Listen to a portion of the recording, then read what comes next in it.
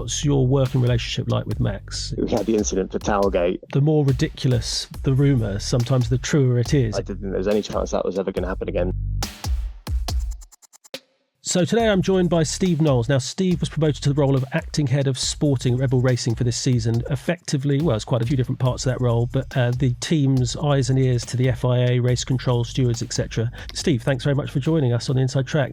What is your job? How do you describe it to people? Probably the best way is to think about how the various rules and areas of the FIA's regulation are split up. So you've got technical, which is everything governing how you design and build the car, financial, self-explanatory. And the sporting is the rules around which we go racing, everything covering the race weekends themselves, testing, and every team has a representative that kind of covers that area. So that ranges from working with the FIA to develop the rules going forward in the sporting area.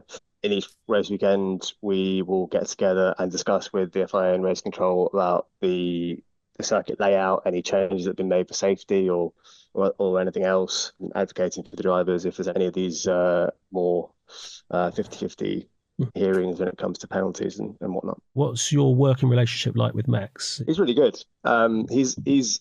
He's probably how he comes across, really. He's very direct. A lot has been made, and it's very true that he has a huge capacity. So when he's driving the car, he can also take on board a lot of variables in terms of strategy and be thinking about alterations to the setup and his various tools. And he's got a really, really good understanding of the sporting regs and the driving guidelines. And I know that's also been covered a lot in that he's kind of made an art form of learning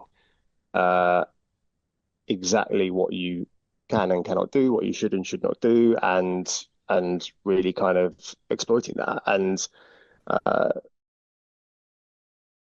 it sometimes maybe splits opinion, but I think that's an area that it's an area of performance like anything else. I think the rules that we go racing are part of the sporting landscape, and making the most out of that is a big area of performance in the same way as raw pace is. Yeah, he takes a lot on board. We have very honest chats. He's not the kind of person that you need to skirt around an issue with. You can be very direct, which I really appreciate.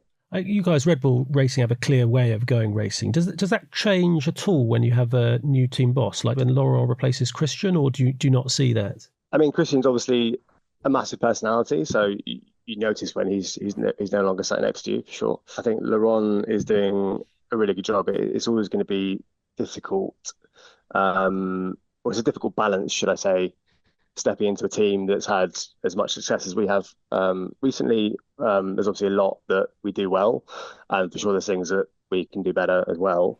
And I think he's striking the balance really well, in the sense that he's come in and predominantly observing, and at least for the first race, and then now we're starting to get more and more feedback from him, and he's making a bigger impact on the operation. So, but I don't get the sense there's any desire to change the DNA of how we go racing. It's something we historically have always done well.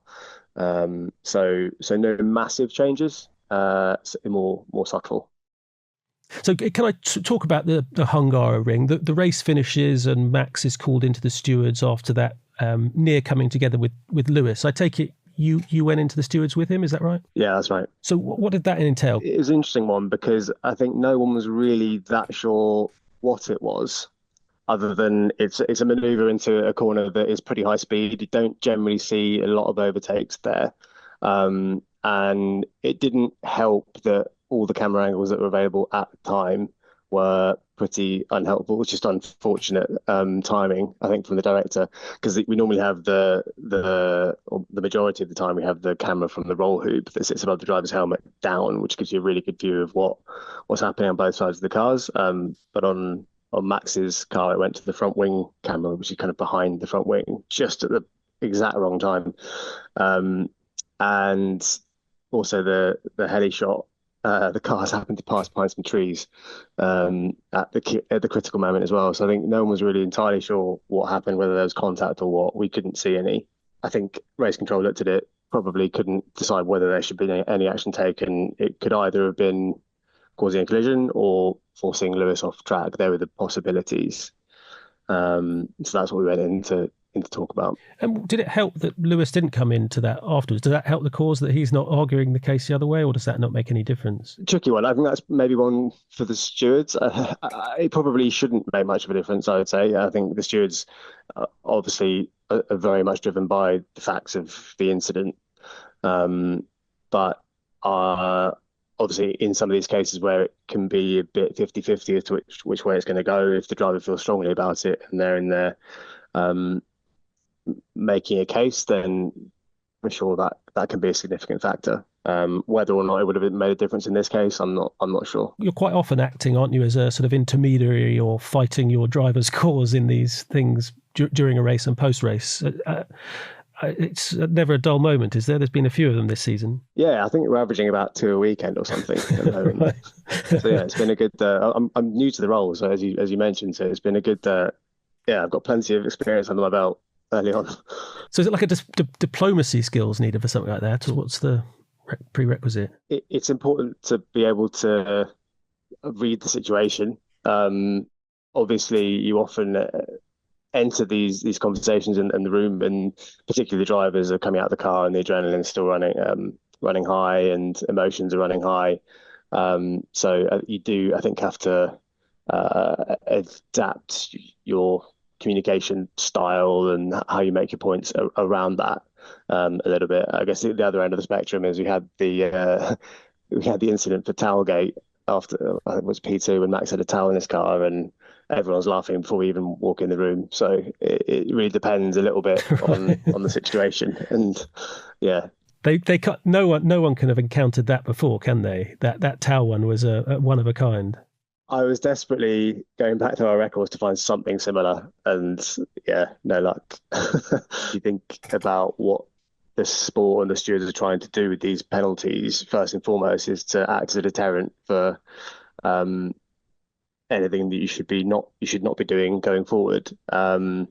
And it is fair to say that if you ever send the car from the garage and anything loose in the cockpit, it's potentially dangerous. And I guess it's a bit of a leap to say that, the towel could have made its way down into the footwell and maybe obstructed the pedals or something. But in the extreme, it could have been dangerous. I think it's probably fair for them to issue that lenient but still minor warning so that everyone else, it's a reminder for everybody else that you do need to be careful not to do that, and the teams have a responsibility to make sure that the cockpits are free of any floating items when they leave the garage. I wonder with the preceding race in Spa, because I don't think you guys were entirely happy there. Did you lodge a complaint with the FIA with that? Because I think there was a feeling among Max and I think Lewis as another driver that you could have started that race in those conditions, or certainly not wait as long as that. Is there a frustration there, and have you sort of lodged something officially or not? No, not officially. I think this is it's a very difficult one, honestly. As you mentioned, Max and Lewis, two of the most experienced guys out there, felt we could go racing a bit earlier, but I think that situation did split the grids, and I think watching the race from the outside, it's easy to look at the conditions and say we go racing in these conditions all the time. But there are some specifics with that track, Eau Rouge and Raidillon and the Kemmel Straight. The fact you have that really fast uphill corner that's blind at the top, and then you have a straight at the end of it, which unfortunately, due to the geography of the circuit, if anyone goes off there, they're kind of funneled down the straight. So you potentially, particularly in the wet with all the spray that we had, you could have had a number of cars approaching a car that had potentially had a spin. I don't envy race control in that situation, honestly. To the viewing public, at many other circuits, it would be fine to go racing. But if you look at the feedback from the 20 drivers on the grids, it clearly split opinion, and many felt that they judged it correctly. So I think in hindsight, even I don't think race control would mind me saying this, they fed back and said that they probably would have been a little bit less cautious if they were to do it again. They would have done a couple fewer laps behind the safety car, and we tried to get going again. I think with the visibility issues we have with these cars right now, they lift so much water because they're quite big and they produce so much downforce from the floors that then suck all the water up into the air. We have a real problem with visibility, and I don't think that you could have changed it massively. We maybe might have got going a bit earlier, but I don't think it would have been a totally different story. When we last spoke, you'd had two quite lively races in your role with Canada and Spain. How have things evolved since? Yeah, I think when we last spoke, it had been particularly spicy. It's maybe not been quite. There's not been quite so much going on of late. As a team, I guess we've had a bit of a period where we've not had the results really coming our way, and there's a level of acceptance maybe, which then does change a little bit the level of expectation and how hard you fight in some situations. Perhaps it comes and goes. I'm sure it'll pick up again at some point, but recently it's been a bit more relaxed. So we're in the final days now before you get a breather, which is probably much needed after 14 races. The summer shutdown, what exactly is that? What does it entail? Are you not allowed to do any work whatsoever? Yeah, terrible. They were literally not allowed to do anything, which is fantastic. Often when you go away on holiday, you come back to a full inbox, but it's actually brilliant because no one is allowed to do, certainly on the technical side, no one's allowed to do any work at all. So we literally switch everything off IT systems wise in the factory. I'll turn on my laptop off, my work phone off. I won't be allowed to turn it back on again or have any access to any of our systems really at all over that 2 week period. I think more importantly, the wind tunnel can't run, the CFD clusters can't run. So a lot of these areas of the business that consume quite a lot of energy and we spend a lot of money on, they have to stop for that 2 week period. So that's one of the benefits of this enforced 2 week shutdown for everyone, is that we all save a bit of money and energy, and then for ourselves, obviously, we get a much needed 2 week break. I guess essentially it's a sensible idea just for the welfare of human beings in the grid who have these marathon seasons. I get that's the thinking behind it, isn't it? Yeah, exactly. Season's getting longer and longer. We're getting better and better as well at finding efficiencies, and we don't spend anywhere near the number of hours at the track that we used to 5+ years ago. So it's definitely getting a lot more manageable. But yeah, 24 races a year plus testing. We have 3 tests next year. Yeah, it's a lot of time away from home and a lot of hours. How is it policed then? That's hard to police 10 teams not doing anything, isn't it? I believe the FIA they send representatives to come and audit periodically. So maybe there'll be spot checks, something like that, I would guess.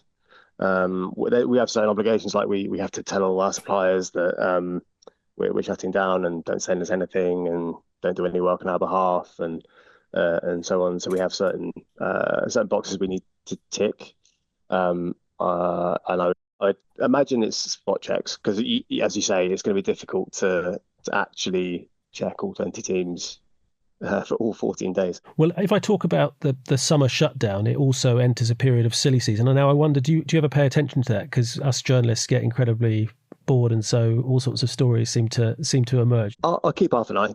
Yeah. Just out of interest. Yeah, not expecting too much from our side, but yeah, I'll certainly keep an eye. Yeah, I guess it helps with Max announcing he's staying put, so that particular rumour mill shuts down, doesn't it? Yeah, exactly. What do you make of all those things? Do you think it's fun, or do you just roll your eyes at it? There's some of the stories that emerge over that period of time. No, I don't roll my eyes at all. It's difficult to know what is smoke and what is fire with this sort of thing. Loads of conversations happen in the paddock, and some are hypothetical, some actually have some substance behind them, and you never quite know whether a hypothetical conversation has been spun to a point that it's now been purported to be fact or not. So yeah, it's tricky to know how to trust all of it. But if a story keeps popping up, there's probably something behind it. I mean, when Flavio came back into the sport, I didn't think there was any chance that was ever going to happen again, and yet here he is. So it clearly wasn't that ridiculous. Yeah, people sometimes say, or someone was saying to me at the weekend, the more ridiculous the rumour, sometimes the truer it is in Formula One. The most unlikely things happen. Yeah, no, exactly, and it does move very quickly. It's amazing how quickly the narrative moves on from something, like pretty major changes. There's always something. There's always the next big story. Well, thank you, Steve, for joining us on the Inside Track and for giving us a great insight into your work. And thanks to everyone else for watching. For more of our exclusive Red Bull insights and interviews, subscribe to the Inside Track podcast channel on YouTube. The Inside Track is funded and made by BBC Studios, a commercial company that's wholly owned by the BBC. It's produced by Yarek Zaba. Video editing and social media is by Georgina Revel. Paul Smith is the executive producer.